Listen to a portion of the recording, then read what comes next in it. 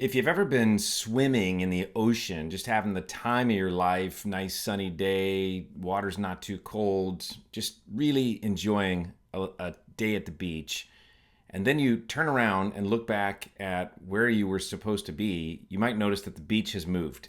Why? Because the current has taken you to a different place than you thought that you were. Hey, it's Gabe Kolstad, and I want to talk about the real reason leaders drift. It happens. It happens to you. It happens to me.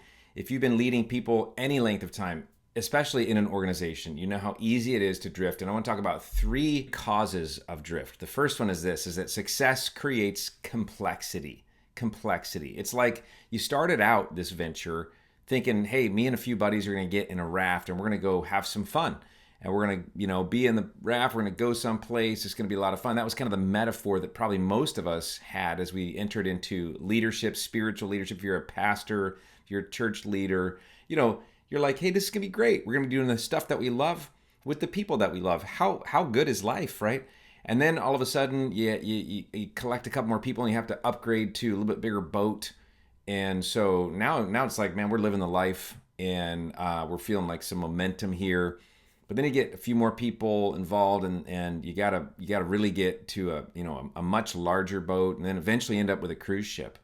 And now you're the captain of a cruise ship, and you never even see your friends, and things are so complex that you don't even know how the actual boat works. You just have people that know how certain parts of the boat works, and you're trying to keep everything together. But if there was a real problem, you wouldn't be able to fix it because it's like a specialty thing now, because the boat's a lot more complex than the raft that you started out with. I think this is what happens when we succeed. It's kind of ironic in a way, right? We get what we want and then we get what we don't want, and that is complexity. When things get complex, it's harder to stay connected and it's harder to keep track, and that becomes a problem.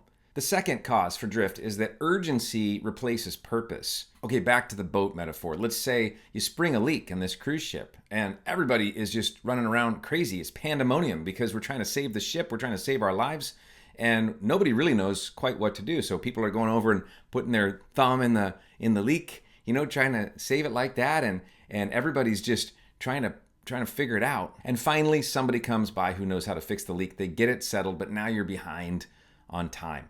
And so you got to go a little faster, and everybody's focused on go a little faster, go a little faster. We got to make up for time. We forget to look at the instrument panel that tells us which direction we're going, and we accidentally get off course just a couple of degrees, but we're going pretty fast. So we're making good time. We're just going the wrong direction.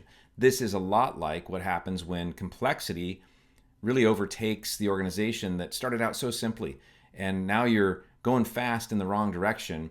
This is one of the reasons why we get off course. We feel behind, we feel the pressure, and so we focus on speed rather than accuracy or direction or the values or the mission.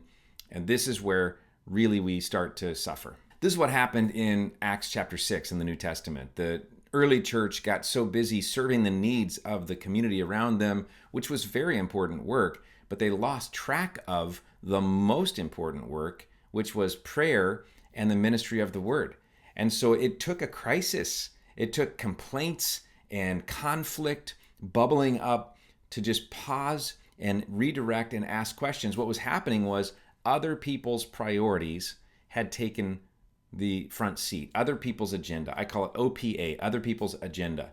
Not that we should be insensitive to the needs of other people, not that we should overlook things, but the real question is who should be doing what?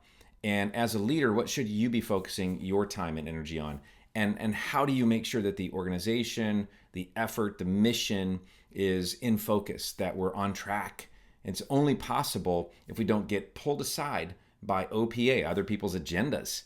Because when we do, number 3 is going to happen. That is, the target gets moved. The target gets moved. I mean, sometimes, you're in this cruise ship, you spring a leak, you get behind, finally the leak is fixed, you speed up, now you're actually a little bit off course, but you're making really good time, and it's easy just to go, you know what, let's just move the target to the place we're actually pointing right now. Let's just draw, draw a circle on the wall around the thing that we already shot at, and we'll call it a bullseye. And it's so easy to do that because we all want to win. In fact, I believe that one of the things that takes the most courage, the most guts ever, is recalibrating. It's like course correcting an organization, a ministry, a church takes guts, because people have their expectations into what we're doing right now. And when people attach spiritual value to the activity of an organization, it can be very difficult to redirect it, because there's a lot of questions that come up. And sometimes people are thinking you're moving sacred things around. And I think what we have to call out is back to Scripture, back to the calling, back to the very specific thing that God has put in front of us, and sometimes slowly, sometimes quickly, make changes that get us back on course. It's really easy to drift. And one of the things that I think we have to constantly ask ourselves if we're going to stay on course is, does this align with mission? Does this align with our vision? Does this align with our goals? And does this align with our priorities? Yes, for instance, our priorities for this quarter. Is this keeping us in step toward where we're going? If it's not, then we got to fix it, which is really a constant task, a constant focus of a leader, because all efforts, all organizations, all teams are going to get off course. It's just human nature. It's part of being a part of a living organism full of people that's on a mission. And it's exciting work, really, when you get it back, and the course can be corrected, and we're back in sight, back on focus to where we're going. It's a really, really great feeling.